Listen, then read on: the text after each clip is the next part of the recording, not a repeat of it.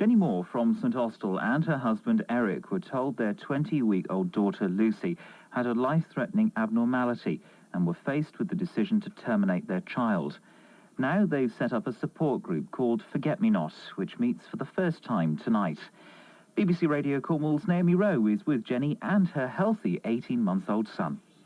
Good morning. I've just been playing a lovely game of bricks with 19-month-old Alex, who's been showing me his lion bricks today. But now he's found it's more fun outside in the garden, so he's rushed off, which has left me and Mum Jenny lovely time to have a cup of tea and a chat about the new group.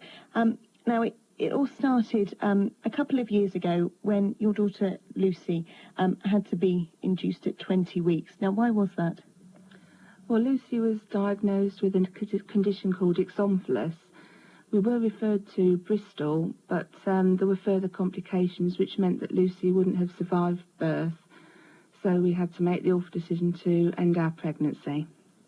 How was that decision for you and your husband?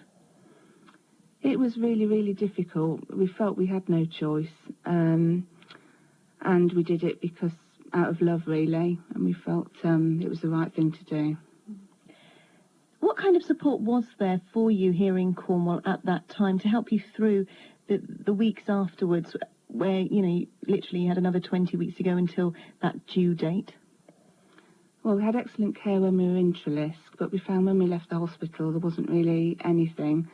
There's an organisation called ARC, which is the Antenatal Results and Choices, but they're based in London, and they do provide an email support and telephone support. But there was no local support group that I could find to attend to meet other parents who'd been through the similar experience. Do you think that was something that you needed to not necessarily hear from more clinicians or more nurses or more midwives, but to hear from other parents?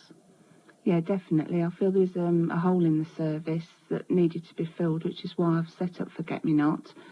I think it's very important to meet other parents who have been through the same to stop you feeling so isolated. Now, I know you've done a bereavement counselling course yourself, so you are now qualified, but that's not really the aim of the group, is it, to provide counselling? No, I'm hoping the skills that I've learnt on my cruise course will help me with dealing with grief issues that parents may bring, and also help me to steer them in the right direction, referring them to other organisations who could help them further. You've got Alex now, who's 19 months, and obviously he's a sign of hope that, that you have got this gorgeous little boy now. But how was that second pregnancy? Was it easier, or were there stumbling blocks along the way? It is a really difficult time for a future pregnancy after losing a baby. There were anxieties around scans and anniversary dates of your previous pregnancy. And also, for other members of the family, as the mum, you're the one who has to go through the pain, the physical pain and that side of things. But for the dads and also grandparents, aunties and uncles, is there anything for them? No, there are information leaflets available from organisations, but there are no physical support for these people. But it does affect the whole family unit. And will everybody be welcome at your support group, Forget Me Not? Yeah, everybody's welcome. Mums, partners, grandparents. Just everybody's welcome, really. And one final point. How did you feel people's attitudes were to you after Lucy's death? I feel people don't want to acknowledge the loss because it's too difficult to deal with, and they almost pretend it's not happening. And attitudes to the fact that you did have to make that decision.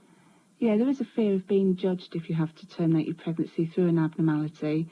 But I'd just like to say at the meeting that whatever the cause of the loss of our babies, the end result is the same.